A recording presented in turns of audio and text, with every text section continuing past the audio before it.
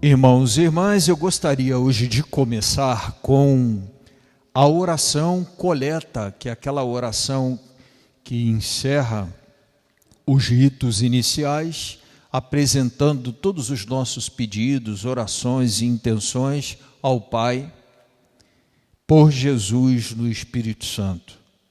A oração coleta de hoje diz assim: ó Deus, fonte de todo bem.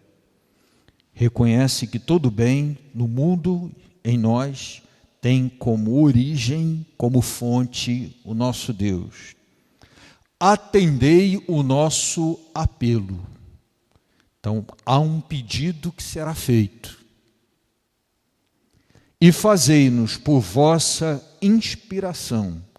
O pedido começa aqui, que se pede inspiração para pensar o que é certo e realizá-lo com a vossa ajuda. 12 desafios aqui. Naturalmente, a oração, que é a oração da nossa igreja, tem em si a sabedoria milenar da nossa igreja, né? Apresenta 2 pedidos: pensar o que é certo e realizar aquilo que você consegue pensar como certo com a ajuda do Pai do céu.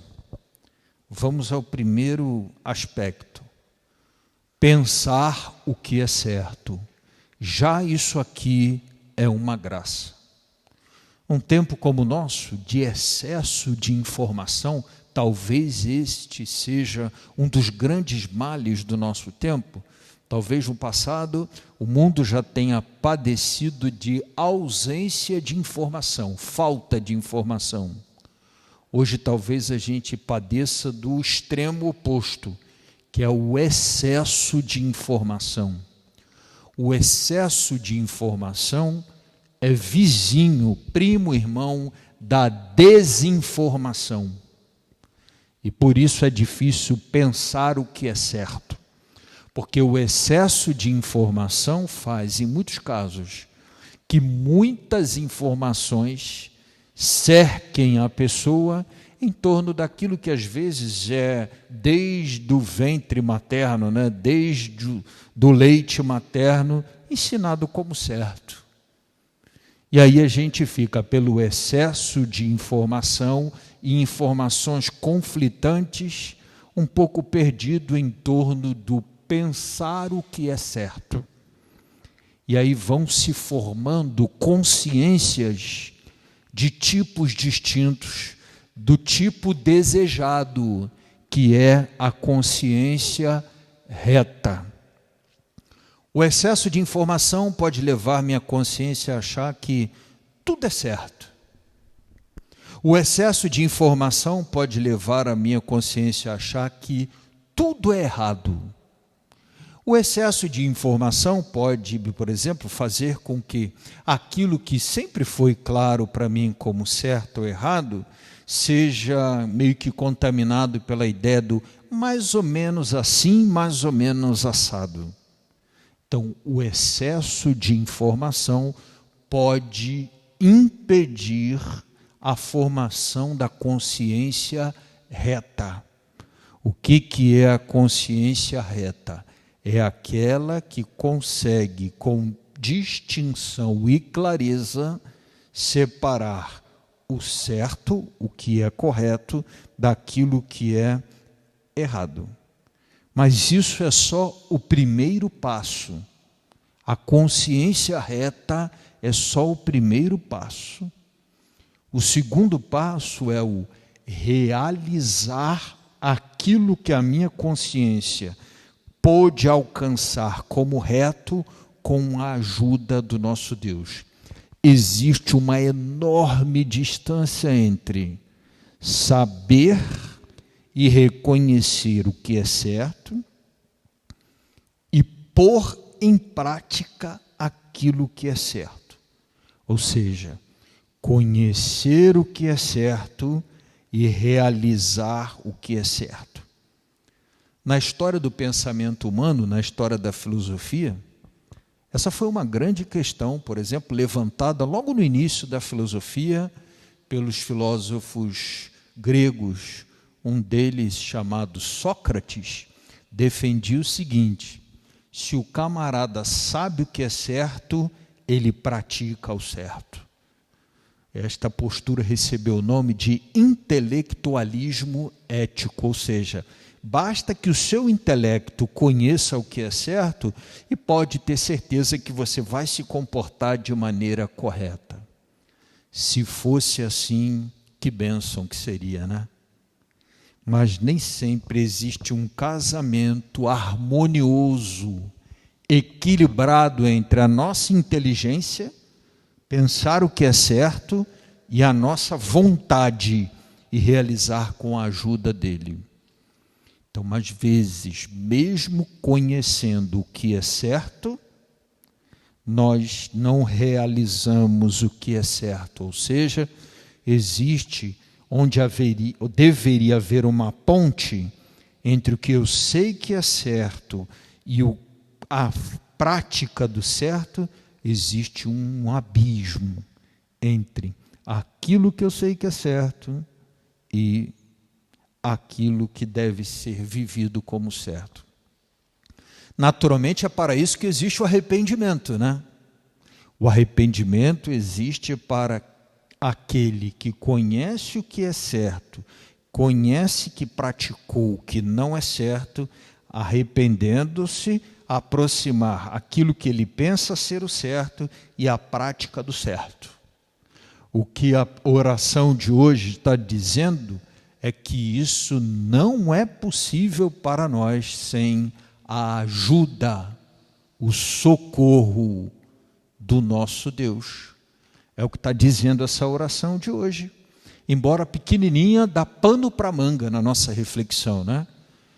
Então a oração diz: ó Deus, nós pedimos a vossa inspiração para pensar aquilo que é certo e realizar o certo com a vossa ajuda. Nos textos de Paulo tem um desabafo tão interessante de Paulo que ele fala disso, né, desse conflito. Paulo diz assim: olha, às vezes eu sinto em mim uma força que me leva, me empurra para fazer o que eu não quero fazer. E eu acabo fazendo. E outras vezes, esta mesma força me impede de fazer o bem que eu gostaria de fazer e acabo não fazendo. Em outras palavras, Paulo diz assim: eu sinto em mim, às vezes, uma força que me impede de fazer o bem que eu gostaria de fazer e me empurra para fazer o mal que eu não gostaria de fazer. Ou seja, exatamente desse divórcio, desse conflitozinho entre inteligência e vontade.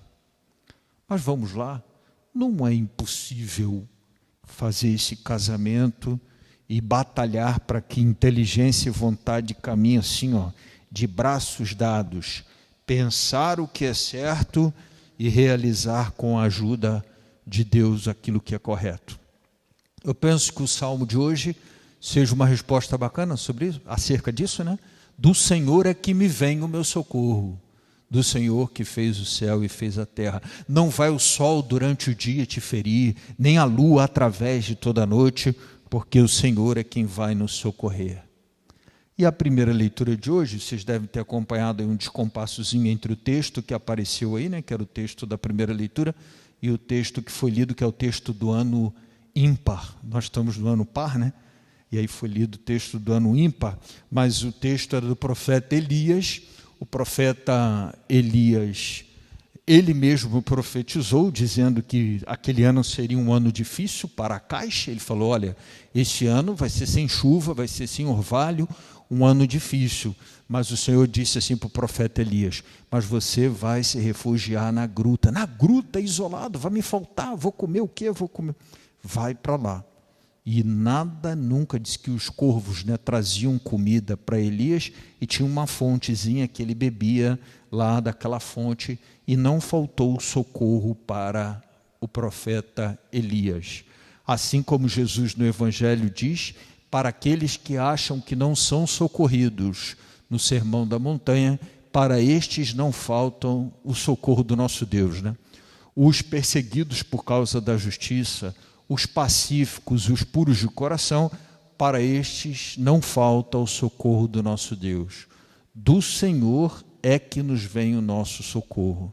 E eu penso que à luz da oração de hoje, acho que o socorro maior, talvez para a nossa reflexão de hoje, seja por esse esforço nosso de fazer casar, de aproximar, de tornar cada vez mais curtinha a distância entre o pensar o que é certo e o realizar o que é certo com a ajuda do nosso Deus. A graça de Deus, junto com a nossa vontade firme e decidida e a nossa inteligência iluminada pelo Espírito Santo de Deus, elas podem aproximar e trazer ali uma comunhão perfeita entre o que eu sei que é certo e o que eu vivo e deva ser de acordo com aquilo que eu sei que é correto. Vamos hoje oferecer, colocar no nosso ofertório toda a nossa vida, a nossa consciência, as questões de nossa consciência que às vezes pelo excesso de informação elas já sofrem algum tipo de defeito, né? Existem defeitos da consciência moral em virtude do excesso de informação ou da má formação. Então que o Senhor nos ajude a corrigir esses defeitos da nossa consciência moral e nos dê exatamente esse casamento aí bem justinho, né? Bem certinho, entre pensar o que é certo e realizar com a ajuda do nosso Deus.